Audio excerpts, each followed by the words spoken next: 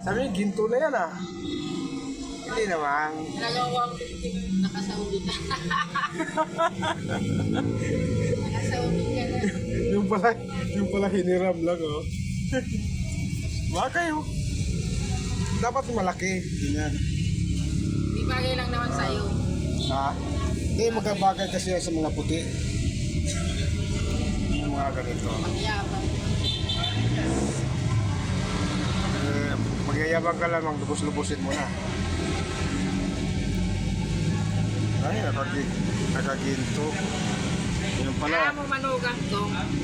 Yun so talagang ang ano niya, ang singsing niya halagang 15 mil.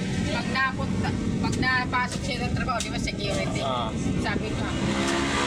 Sabi niya, kikitulog sa asawa niya, sa anak.